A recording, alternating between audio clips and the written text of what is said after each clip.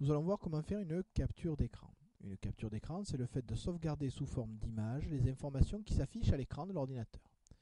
Nous allons voir comment faire une capture d'écran. Une capture d'écran, c'est comment mettre sous forme d'image les informations qui s'affichent sur l'écran de l'ordinateur pour pouvoir en faire un document par la suite ou simplement pour pouvoir les archiver. Le plus simple est d'utiliser la touche Imprime écran de notre clavier en haut à droite. Cette touche, quand on appuie dessus, même si rien n'apparaît à l'écran, elle permet de mémoriser dans une mémoire cache, une mémoire temporaire, le contenu, l'affichage de l'écran. Et ensuite, vous allez sur un logiciel quelconque d'image, qui peut être LibreOffice ou Inkscape comme le cas, et vous faites coller, vous avez votre image qui s'affiche. Toutefois, ce n'est pas pratique puisqu'on est obligé à chaque fois qu'on veut faire une nouvelle image de revenir sur ce que l'on veut capturer, puis de retourner sur le document composite et de refaire la même démarche. Je vais vous montrer l'utilisation d'un logiciel que j'apprécie particulièrement qui s'appelle Shutter, qui est ici en icône. Donc Shutter permet de faire des captures de sélection, ne capturer qu'une partie de l'image, du bureau en entier ou de certaines fenêtres, et même d'ajouter des annotations, ce que nous ne verrons pas aujourd'hui. Aujourd'hui, on va juste voir la capture d'écran. Donc, admettons qu'ici, je veuille capturer, par exemple, cet immeuble-là.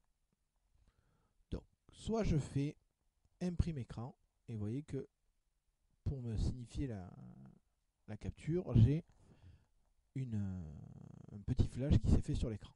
Donc, ensuite, je peux aller chercher l'image, puisque Shutter les mémorise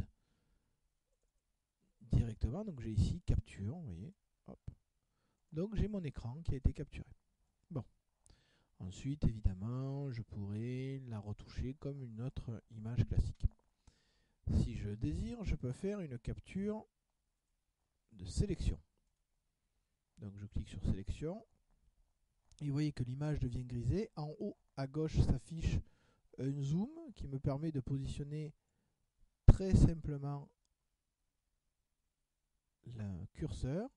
Une fois que j'ai sélectionné ma zone, je peux encore la modifier ad libitum. Puis quand j'ai fini, je double-clique dans la zone que je viens de dessiner. Et vous voyez que j'ai mon image qui est ici.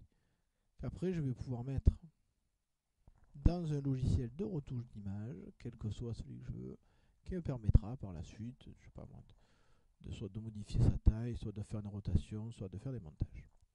Voilà, j'espère que vous avez apprécié cette toute petite démonstration de Shutter, tellement ces possibilités sont importantes. La capture d'un bureau total et la capture d'une sélection d'images. D'autres logiciels peuvent faire ça, comme par exemple Print Screen, que vous trouverez aussi facilement.